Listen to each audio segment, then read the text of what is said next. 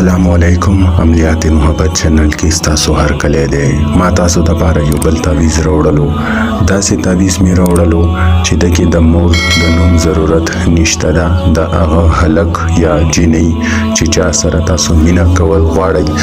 د هغه د نوم هم ضرورت نشته ده صرف د هغه تصور کول یعنی هغه په خپل سوچ کې ساتل پکاره ده کچری ستاسو په سوچ کې او په دماغو کې هغه هلک وی یا جنۍ نو ان شاء الله ستاسو کار بو هم د یو تعویذ سره وشي د دې تعویذ نوم دی پیاله نظر پیاله محبت یعنی چې تاسو هغه هلک سره یا هغه جنۍ سره چې چا د پاره تاسو دا تعویذ لیکي نو چې څنګه نظر ملو شي هغه بس تاسو په محبت کې داسې بچینا بے سکونه بے قرار شي لکه مې چې د اوبونه بهر وي که تاسو غواړئ چې تاسو خپل مینا حاصله کړئ نو تاسو دا تعویذ وکړئ د دې تعویذ چل دا دی یعنی 1 2 3 4 پورې یعنی اول 1 نه شروع کوئ بیا به 2 نه شروع کوئ بیا به 3 نه شروع کوئ بیا به 4 نه دا ما چې کوم انسی چولی تاسو بدان نه لیکئ دا صرف چال دی او چې کوم یو تعویذ هم وي هغه چال وي یعنی چال نه بهر هغه کار نه کوي که تاسو به چالو چلیږئ اوس مثال تاسو 2 نه شروع کړئ یا 3 نه شروع کړئ نو دا کار نه کوي تاسو 1 2 3 4 یعنی 4 پورې به راشي تاسو به خپل محبوب یعنی چا سره تاسو مینوي تاسو به دغه تصور په خپل دماغو کې خو مضبوط وساتئ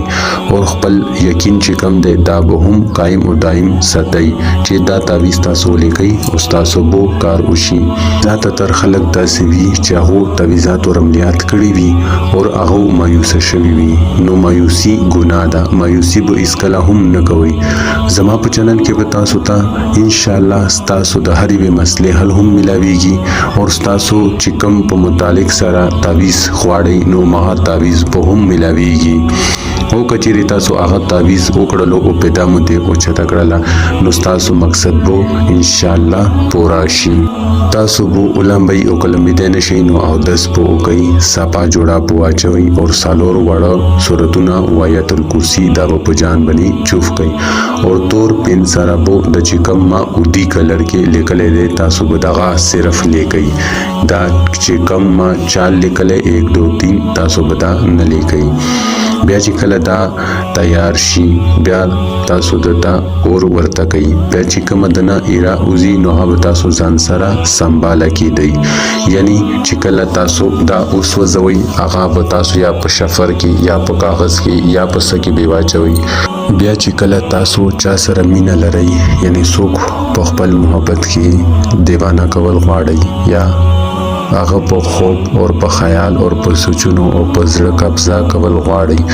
نو تاسو به هغه ایرا چې کوموي یعنی د تعویذ ولا هغه په تاسو دواړو لسونو کې واچوي او تر هغه پورې به مګي چې سور پرې هغه هلک وی یا جنۍ هغه تاسو نه سترګې نه اړولي بیا چې کله تاسو دا وکئ نو ان شاء الله هغه به تاسو په محبت کې لیونی وي بیا به هغه تاسو پسې ګرځيږي به دا هغه خوب خیال یعنی هر څه کې به تاسو ولا سوچ وي تاسو چهره وي هغه به غواړي چې تاسو سره کانټیکټ وکړي تاسو سره تعلقات وساتي